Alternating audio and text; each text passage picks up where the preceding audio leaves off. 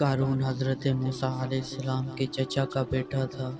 بہت ہی شکیل اور خوبصورت آدمی تھا، اس لیے لوگ اس کے حسن و جمال سے متاثر ہو کر اس کو منور کہا کرتے تھے۔ اس کے ساتھ ساتھ اس میں یہ کمال بھی تھا کہ وہ بنی اسرائیل میں تورات کا بہت بڑا عالم تھا، اور وہ بہت ہی با اخلاق انسان تھا، اور لوگ اس کا بہت ہی ادب و احترام کرتے تھے۔ لیکن بے شمار دولت اس کے ہاتھ میں آتے ہی اس کے حالات میں ایک دم تعبیر پیدا ہوا، اور وہ سامری کی طرح منافق ہو کر حضرت موسیٰ علیہ السلام کا بہت بڑا دشمن ہو گیا، اور اعلیٰ درجے کا متکبر و مغرور ہو گیا۔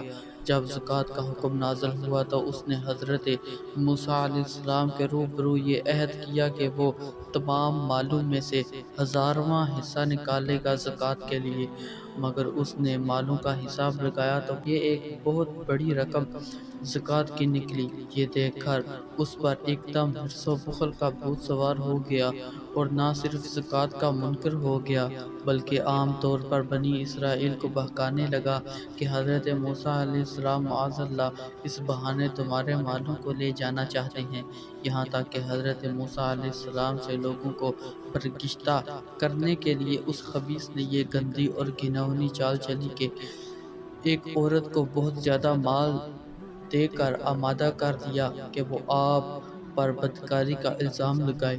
چنانچہ عین اس وقت جب حضرت موسیٰ علیہ السلام وعد فرما رہے تھے، قارون نے آپ کو ٹوکا کہ فلانی عورت سے آپ نے بدکاری کی ہے۔ حضرت موسیٰ علیہ السلام نے فرمایا کہ اس عورت کو میرے سامنے لاؤ۔ چنانچہ وہ عورت بلائی گئی تو حضرت موسیٰ علیہ السلام نے فرمایا کہ اے عورت، اس اللہ کی قسم جس نے بنی اسرائیل کے لیے دریا کو بھڑکا دیا اور عافیت و سلامتی کے ساتھ دریا کے پار کرا کر فرعون سے نجات دی، سچ سچ کہہ دے کہ کیا واقعہ ہے۔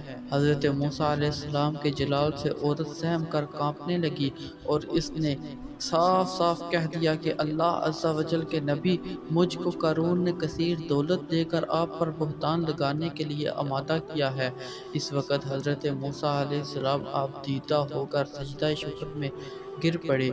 بحالت سجدہ آپ نے یہ دعا مانگی کہ یا اللہ، قارون پر اپنا قہر و غضب نازل فرما دے۔ پھر آپ نے مجمع سے فرمایا کہ جو قارون کا ساتھی ہو وہ قارون کے ساتھ ٹھہرا رہے، اور جو میرا ساتھی ہو وہ قارون سے جدا ہو جائے۔ چنانچہ 2 خبیثوں کے سوا تمام بنی اسرائیل قارون سے الگ ہو گئے۔ پھر حضرت موسیٰ علیہ السلام نے زمین کو حکم دیا کہ اے زمین، تو اس کو پکڑ لے، تو قارون ایک دم گھٹنوں تک زمین میں دنس گیا۔ پھر آپ نے دوبارہ زمین سے یہی فرمایا تو وہ کمر تک زمین میں دنس گیا۔